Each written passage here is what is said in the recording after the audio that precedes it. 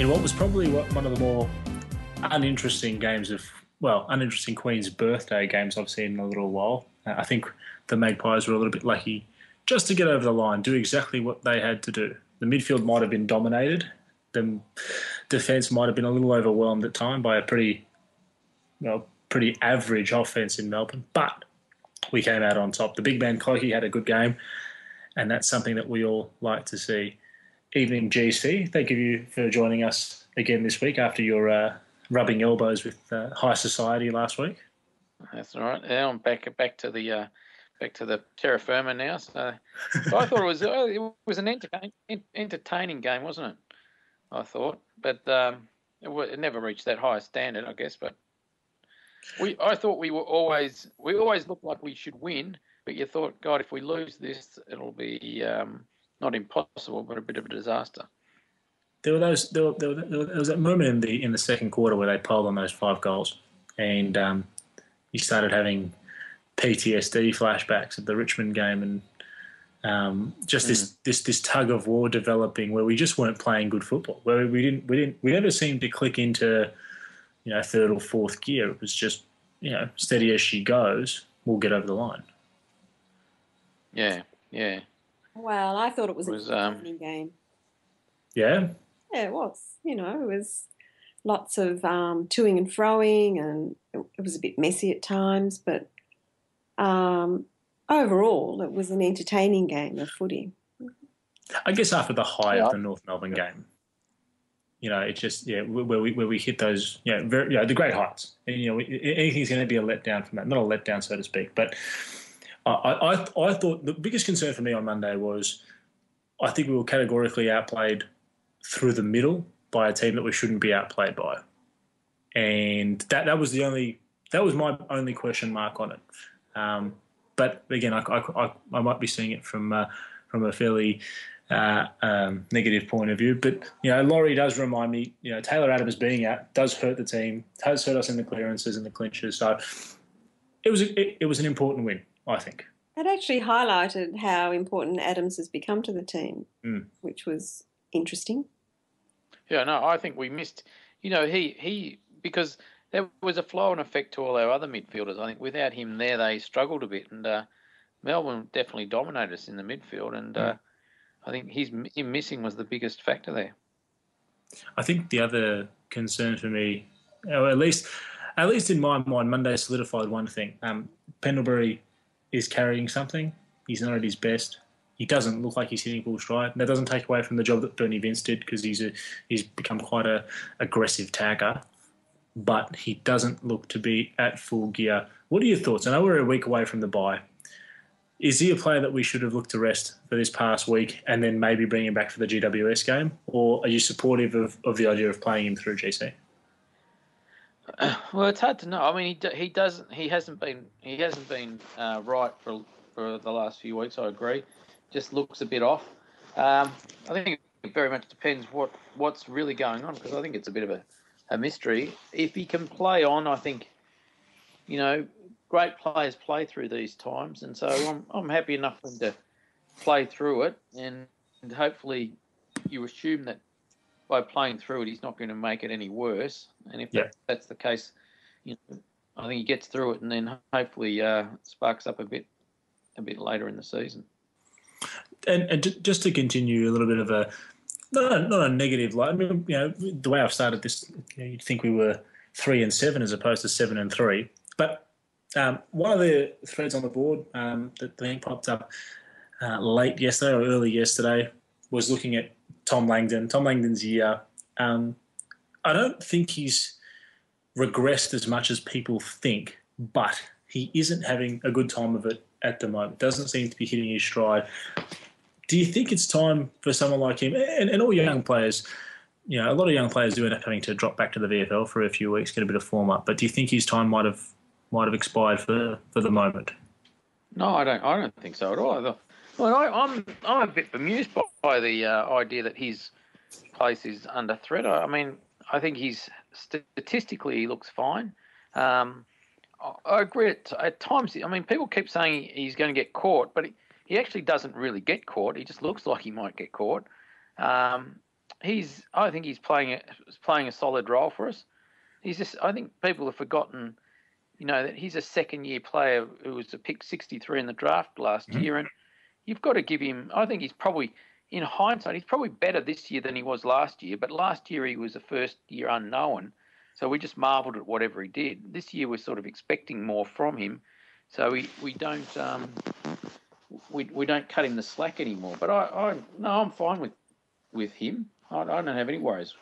We didn't have Marty Williams playing so well last year either, and so Tom Langdon, really starred down that part of the ground. Whereas this year Marty Williams has really come into form, and perhaps that's Marley's been great, I think. Yeah, fantastic. So he was special on Monday. He was very good. I'm just wondering if that's kind of taken the gloss off Langdon a little bit. But I plays well. I really think Langdon people are expecting, forgetting he's a second-year player, and I think he's doing a job. Yeah. Oh, look, performance always breeds expectation, and we do tend to have a high expectation of our kids as a general rule. Look, I like you think he's been okay. I don't have an issue with the way he's played, but I do look. It doesn't look like he's lacking in confidence, and if that was the case, I'd agree with the thread and say, go back for a few weeks. But he's still playing his role. He's still playing it well. And to Laurie's point on the chat, who comes in for him? I mean, who would you bring in? We're talking about a defence that we've still got someone like Ramsey to come back, but if he's not ready, who plays the role that Langdon does? And it's a very unique role. So. Speaking of unique role players, Adam Oxley has gotten a lot of attention this past week. Arguably the move that won us the game, being slotted into that spare man role. The thing that's bemusing to me was third quarter. He didn't actually start in that role, and we waited until there was a bit more of a comeback from Melbourne before we adjusted that. But gee, he was all right. I didn't even notice him on the ground until he started marking down there in defence. Yeah, well, I mean, his second quarter was fantastic. He was everywhere, and then the last quarter he was everywhere again. And but it's the easiest role in football that you're asking him to play at the moment. So good luck to him. And he seems to be he has a great capacity to find the ball. He's pretty solid in the air, and I think again he's another guy that you sort of think, well. I had him marked down as at the start of the year. Well, he'll need a VFL year because he's missed a whole season. He'll need some to regain the ground that he's lost, but he's just stepped up straight away. And I think you forget, he's a fairly remarkable story, really. One more small topic in regards to Monday's game. Everyone's been calling for the inclusion of Ben Kennedy. And now I noticed when he got subbed on. We were at a point where we weren't winning clearances at all, and I think we won the next 4 or 5 with him in the centre of the ground. His endeavour was huge. His attack was huge. This is what we've come to expect from him. But I think his talent is being wasted as a sub. It has been, again, injury hampered for the start of the year. But this is a guy that really needs to now play consistent football. Are you on the same page as me there? Yeah, I'm a Ben Kennedy fan. I think he always looks solid when he plays, and I don't think he's had enough chance. I really hope that, with trying to fit in Taylor Adams and Witts this week, I hope he doesn't get sent back, because he showed enough to really say he needs a full game and he needs a few full games in a row, and I think he can really establish himself in the team. He's a talented kid. Oh, I completely agree with you there, and I think he adds something that we certainly need. Effort was the hallmark of the start of our season, and his effort was top grade on Monday afternoon. Speaking of top grade effort and top grade youngsters, this week we get the chance to test ourselves against arguably the best young team in the competition. Well, as far as I'm concerned, it's the 2 best young teams in the competition battling it out against the GWS. And we have a special guest here to join us. Andre the Giant. Andre, how are you this evening, mate? Very good, guys. On top of the world. Well, not quite yet, mate. Let's just hold your horses. Okay, you guys have done well, but you're about to run into the brick wall that is Collingwood.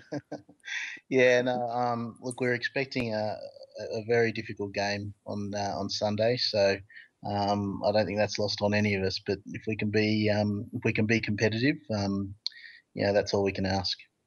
I was just saying to the guys before we brought you in, as far as I'm concerned, it's the two of us, our two teams, and the Dogs as the three best young teams in the competition, because there's a bit more of a balance with youth and experience as opposed to the Melbournes and the St Kildas, who are legitimately bottoming out.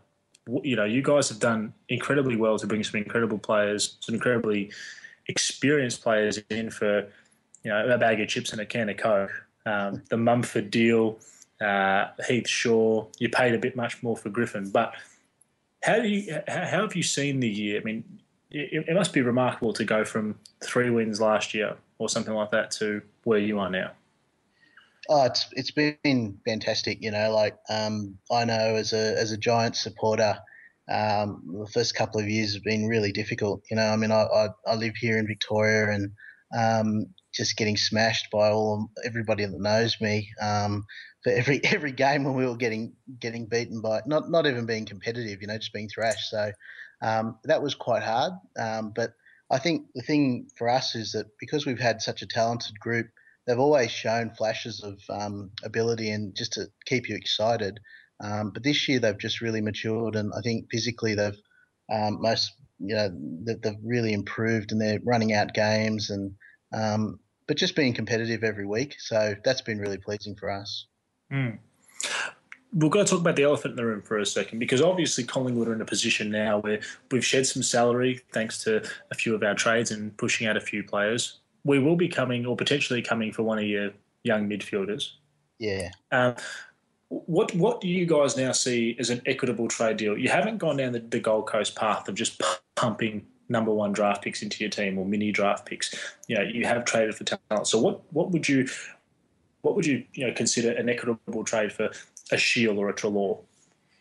Obviously Shields just re-signed, but with Treloar, has he? Yeah, it's just come through. He signed for 2 years, so he's locked away. Knock that one out of the banter. Yeah, so but obviously with a guy like Treloar, it's hard to speculate. Obviously we're hopeful that he'll stay, and he's making all the right noises that he'll stay. But apparently the offers are huge.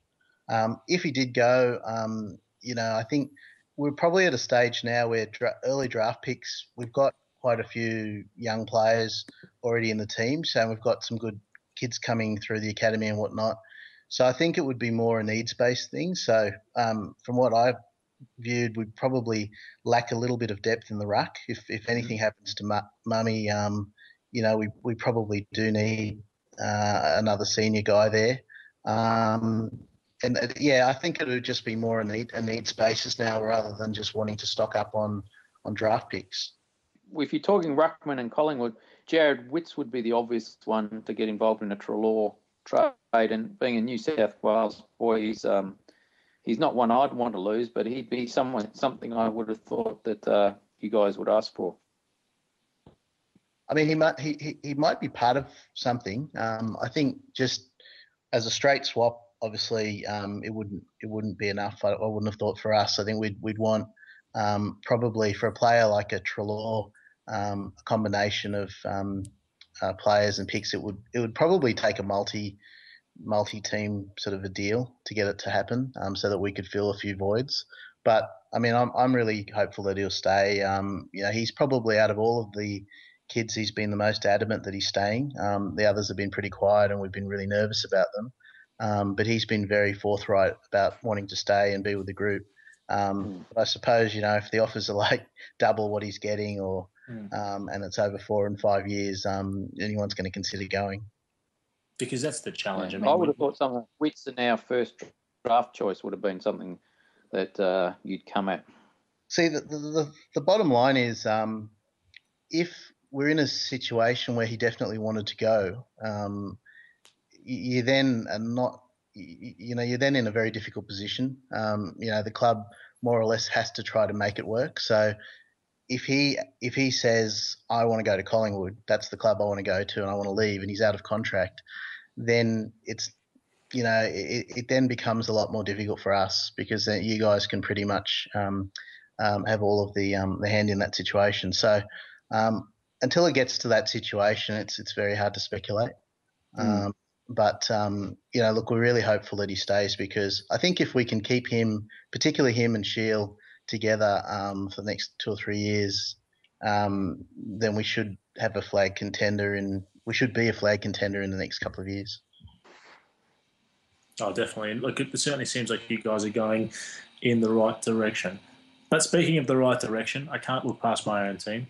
GC, we've talked about how good the season's been thus far. What are your expectations for the weekend coming up against a similarly talented, similarly positioned side, and how do you think it's all going to pan out? Oh, I think it's a bit of a hard one to pick. I think GWS have been super impressive this year. I think they are a young team though again, and like all young teams, they're prone to put in different performances on a week-to-week basis, and I think we're probably a bit guilty of that as well. But I think if I had to go anyway, I'd say the MCG is our backyard and it's pretty foreign to GWS. So I think I'll go with an expectation of winning because it's in our backyard. Certainly a fair point. I mean, the Giants wouldn't have had all too much experience winning on the G, I wouldn't have thought. Andre, you can help me out there. Yeah, we've only ever, I think, won the one game, which was the last time we played. I think we beat Melbourne there. So it is still a bit new. And I think the other thing for us is we've predominantly played in small crowds. I'm not saying that it's going to be a full house on Sunday, but there'll be a lot more people there than what our group are used to. So that can be a little bit daunting for young players, and there's probably just been a few signs for us over the last couple of weeks that a couple of the boys are a little bit tired. They're just they're sort of looking for the bye, but I'm sure they'll be pumped up for this one, because that's like what every football player dreams about, is playing Collingwood on the G. That's just doesn't get any better than that. That's incredibly flattering. I'm glad that we have that perception. No. Clearly, it gets one step better. It's playing for Collingwood on the G. Absolutely. Well, I think a lot of young players, that is what they dream about. But for opposition teams and that, it's they're a team you sort of love to hate, but you do respect them. And we've got a tremendous amount of respect for Collingwood and what they've done and achieved, and we're just hoping to grow our club to have some respect going forward as well.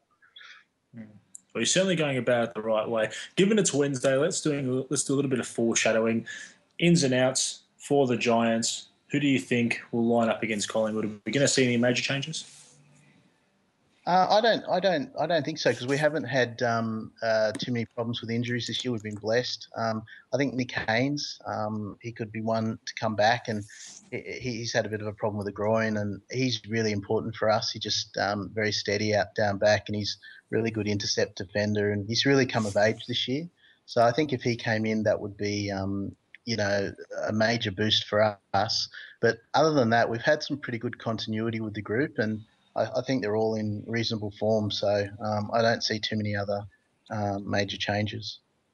What about you, GC? You get the chance to watch us on Monday. We know our VFL result.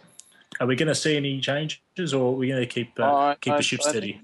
I think you'd be pretty certain to see Witts come in. I think Taylor Adams, although I think both Balm and Buckley have sort of spoke about him being back this week and then qualified it, which, when it comes to Collingwood and injuries, once they put any qualification on, I think he's probably out for another 2 or 3 weeks, to tell you the truth. So I don't think Adams will be fit. I think Witts will come in. And go out for Witts. Pardon? Who will go out for Witts? I'd tip out Seaman, I think.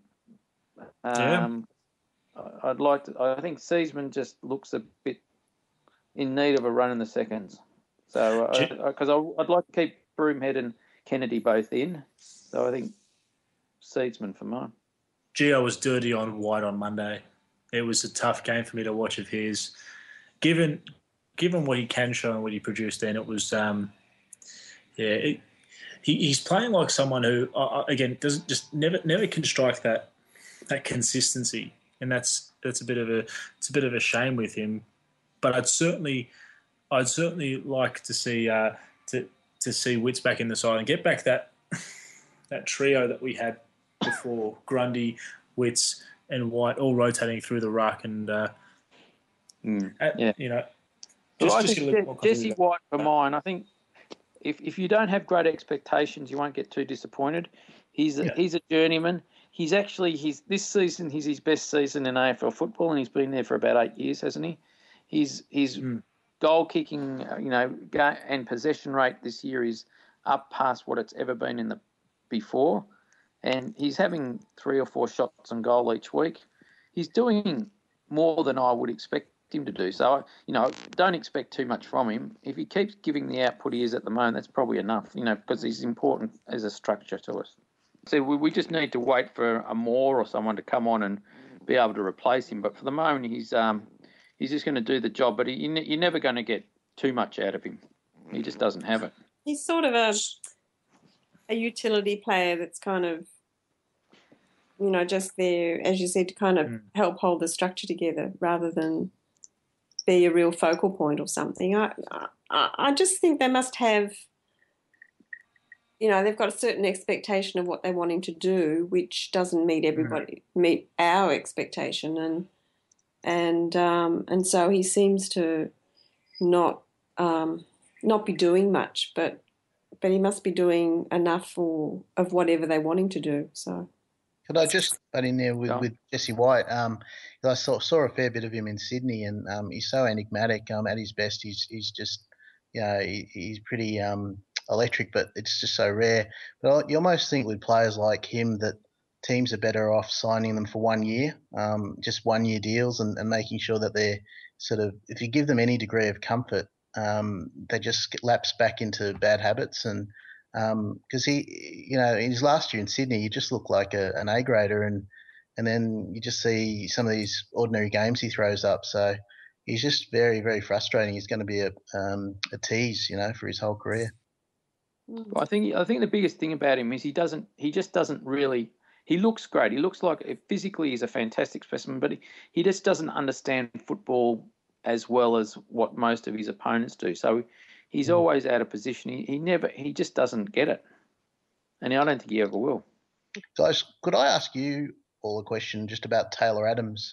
Because he's obviously a player of interest for Giants fans. And we sort of had a nice opinion of him, but probably his one letdown was his kicking and disposal. I must admit I haven't focused on Collingwood games to see how that area of his game has changed. Is he still inconsistent there, or is that something that he's improved? He's working on it, but he remains inconsistent. It's his big weakness. Look, he's been very important to us as an inside player, and we missed him on the weekend. But if there's one thing that he struggles with still, it's his kicking, and he turns it over a lot. But he gets a lot of his disposals are under pressure, so he's got a little bit of an excuse there. But it's still something that he needs to improve. It's certainly a mixed bag, and it's certainly not a player that, with confidence, you'd say, you wouldn't have great confidence on the run. Him delivering inside 50, and that's the shame, because that as a kick is very deflating to a team to have that hard work and to miss that one shot. It is deflating, but he's a ball. Sorry to interrupt you. We've probably had that with Toby Green, and they were drafted around the same time, and they're very similar in a lot of ways. But they've also got their unique qualities. But Toby, he's just such a goer, and he gets so much of the ball, but just his delivery at times can be a bit frustrating. But I must say, over the last 2 or 3 weeks, he's improved that a lot. And if he can fix that part of his game, he'd be outstanding. But it's frustrating as a supporter when you can see how hard those guys try, and they put so much effort into it, and it's just that one part that lets them down. Speaking briefly about supporter frustration, we're getting towards the end of our session here, but a few Pies supporters a few weeks ago, the big discussion on our forum was regarding James Stewart and his non-selection as a father-son. He's obviously performed very well this year. Where do you see him going? You see the most of him out of all of us. Is he going to be a top 22 player for you? And are we going to miss him, essentially? It's a really good question, and it's a little bit hard to answer when we've got Patton out, who's probably our second best tall. If he's fitting well, and we're still not sure when he comes back how we're going to use him. Stewart's been really a project player. Like when he first came to us, he was so skinny and had some problems with his back and some injuries and that. And he had just had no continuity. And every time he'd sort of get right, he'd get an injury. He's very athletic, and he's a point of difference. I think it is a bit ironic that he didn't go to Collingwood, because I think he would be a really good foil for a Cloak now, like in hindsight. But certainly couldn't blame Collingwood for passing at the time, because I think he was a project player. And everybody knew that he had talent, but he was still quite raw. So look, to answer your question, if he stays with us, his opportunities may be a bit limited, because McCarthy's come and Patton you would expect to go back there. So he may be one of the guys that's surplus. But for the time being, we're just grateful to have him, because he's doing a really good job. No, certainly a very fair point. GC, are we going to get up this week? And what are your thoughts? I mean, are we going to end up with a more consistent performance, or is this going to be more of an arm wrestle? As I said, I think it's one of those ones that you'd really say could go either way. Both sides have got upside, and both sides have got the ability to put in substandard performances. I'm just saying Collingwood because it's on our home ground. So I think that's the tipping point for me. It's still a tough game, and they're such a good group of young players that they can really hurt you. But, if I had to lean one way, I'm going to just say the home team wins. I think for me the difference will come with, we talked before, Andre, you mentioned about your club wanting to gain that respect from the wider football community. And respect's a big word, I think, down at Collingwood, because I don't think we're getting the respect that we deserve as an improving thing. Media are quick to trot out this "who have we beaten" line. So I think we'll see a very committed, fired-up Collingwood on the weekend, because we are now up against a fellow top 8 team at this stage of the year. And I certainly think we're going to come out all guns blazing. What are you expecting from the Giants this weekend?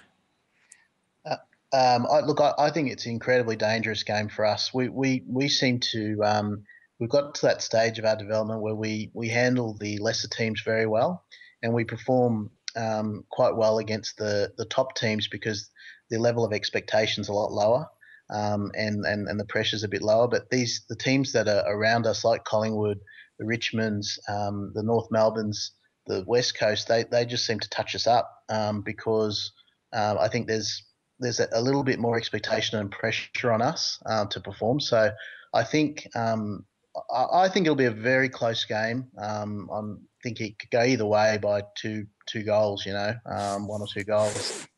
Be more than happy just to win by a goal.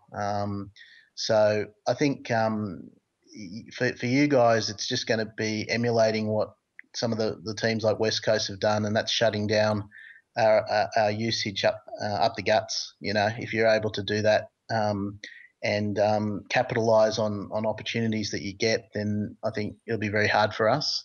But if you let us run, then I think we can put a decent score on. Well, it proves to be an interesting game this coming Sunday. Guys, I'm going to leave it there. Thank you so much, Andre, for joining us tonight. I really appreciate a good, honest football discussion with someone who certainly very level-headed about his football. So pleasure having you on. Thanks, guys. Really enjoyed it. Yeah, thanks, Magpie Andre. Girl. Thanks, Andre.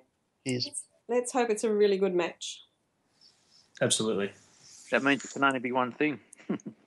That's Sorry, that's Andre. the only thing we're going for.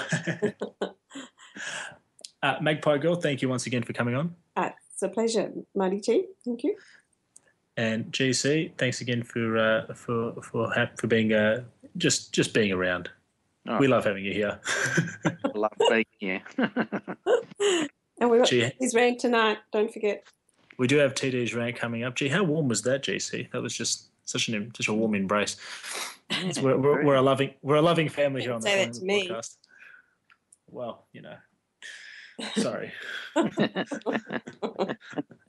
And Laurie, thanks again for all the recording, mate. We are going to get you on. I promise it's going to happen. Thank you very much. I appreciate it. Good evening. Here is the news.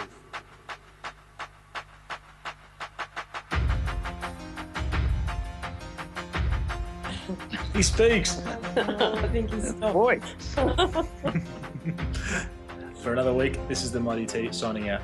Go Pies.